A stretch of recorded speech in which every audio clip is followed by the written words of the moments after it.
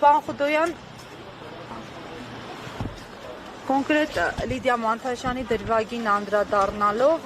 ինչու հենց Լիդիան, ինչու հենց այս խիստ սահմանափակումները միակ կին բանտարկյալի մեղադրյալի այսպես կոչված հանդեպ։ Սա խոսում է առանձնահատուկ վերաբերմունքի մասին Լիդիայի նկատմամբ, մտքեր շատ կարող են լինել այս կամ այն դրվագի համար, իր ակտիվ հասարակական գործունեության համար, ինչ-որ մեկի ծնողի հետ կոնֆլիկտ ունենալու համար, այդ ծնողի կողմից հրահրված դատախազության դիմաց օրինակ Նիկոլ Փաշինյանի խրտվիլակը բերելու համար եւ տարբեր տեսակի օրինական գործողությունների համար հնարավոր է շատ մարդիկ անհանգստացած են եղել եւ առանձնահատուկ վրեժխնդրությամբ են լցված Լիդիայի նկատմամբ։ Դուք կարծում եք, որ ներառանձնական ինչ-որ խնդիրներ են այստեղ։ Քանի որ գործին էլ ամբողջությամբ տիրապետելով որևէ պատճառ ես չեմ տեսնում, թե ինչ պետք է իր հանդեպ լինի առանձնահատուկ վերաբերմունք, պետք է փորձենք փնտրել պատճառները այդ հարթության մեջ։ Տեսեք, այս նույն գործով ավելի նույն մեղադրանքը գրող մարդկանց մի մասը ազատացել։ Դե շատ ժամանակ երբ որ մենք դատարանում երկար բարակ խոսում ենք, հասկանալի է մարդկանց համար ընկալելի չի լինում գործի բովանդակությունը ամբողջության մեջ։ Թե մեղադրանքները օրինական են, ապօրինի են, երկար նիստեր պետք է անցնենք, որպեսզի ամեն դրվագը հիմնավորենք։ Այս պարագայում շատ բարձ մաթեմատիկական խնդիր է դրված բոլորի առաջ։ Նույն մեղադրանքով բառացի, նույն մեղադրանքով մարդիկ ընդհանրապես մեկի մեղադրանքում իր անունն է բոլդարած, մյուսի մեղադրանքում փոխում են մյուսի անունն անում։ Այդպիսի մեղադրանքների պարագայում գրեթե բոլորը, 18 մեղադրյալներից 13-12-ը այս բային կալանքի հետ կապ չունեցող խափանման միջոց ունեն, եւս 3-ին պետք է քննվի, եւս 2-ին եւ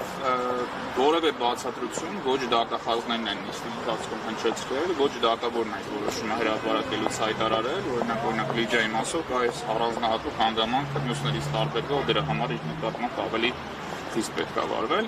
Չէ, ոչ մի տարբերություն չկա եւ որևէ մեկը չի կարող այդ հարցը պատասխան տալ, թե ինչու Լիդիան պետք է լինի կալանքի տակ, ել չասած, որ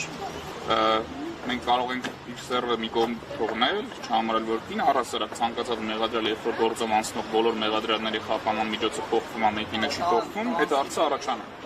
Բայց առավել եւս հարցը սրվում է, երբ որ արդեն գործ ունենք Հայաստանում միակ 5 աղբանտարկյալի խնդրին ու ի նկատմամբ այդ առանձնահատուկ ու ցինիկ վարկագծի։ Պարոն, ես նկատել եմ պարբերաբար դատական նիստերին ներկայանում է նաև միջազգային կառույցի Հայաստանի ներկայացուցիչ, կարծեմ Կանադայի հյուպատոսը, ինքը այս առընթությամբ ինչ դիրքորոշում ունի, արդյոք ստացվել է զրուցել, պարզել նրա դիրքորոշումը եւ այդ արձանագրությունները, որ անում է դատական նիստերի ընթացքում, ուր են ուղարկվում, որ ոչինչ այսպես հարցում չեմ կարող պատասխանել, պետք է իրենց դիմեք, իրենք չեն հրաժարվում են մենք շփվել ենք գործի վերաբերյալ ամբողջական տեղեկատվություն ներկայացրել ենք, ոչ միայն իրենց, այլև տարբեր դիվանագիտական ներկայացուցիչների, որոշ տեղերից ընդունել են իգիտություն, որոշ տեղերից պատասխաններ չենք ստացել, կոնկրետ իրենք քանի որ Բագրատ Կանադայի քաղաքացիություն այդ ինքով ներկայանում են դատական նիստերին,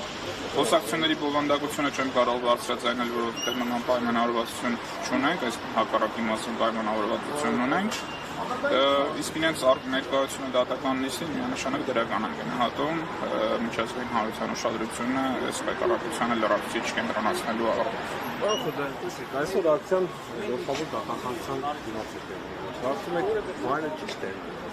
Վայրը միանշանակ կարծում եմ։ Տրամաբանությունից ելնելով վայրը գուցե պետք է փոխել ավելի։ Հայաստանի Հանրապետությունում քրեական հետապնդում հարուցելու բացառիկ իրավասություն ունի դատախազությունը եւ բոլոր քաղաքական հետապնդման ենթարկվող անձանց մեղադրանքը ուղղակիորեն հաստատված է այս կամ այն դատախազի կողմից։ Բնականաբար կասկած չունեմ, որ դա էլ առանձին վերցրած դատախազների ինքնուրույն որոշումները չեն, այլ գալիս են վերևից եւ կամակարգված ու պատկերված եղանակով։ Բնականաբար դատախազությունը պատասխանատու է դրա համար, բայց իհարկե դատարանները, այն դատավորները, որոնք նույնպես այդ ակտերը կայացնում են, իրենք էլ մասում են, շատ հաճախ փորձում են արդարացումները գտնել, որ գործի այս փուլն է, չգիտեմ, մեղադրանքը արդեն եկել է, ոչինչ չենք կարող անել, ապացույց կհետազոտենք,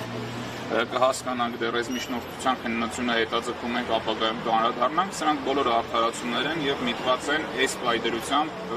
աղմուկը իրենցից մի քիչ հեռանալու, մինչեւ հասկանան ինչ ա լինելու,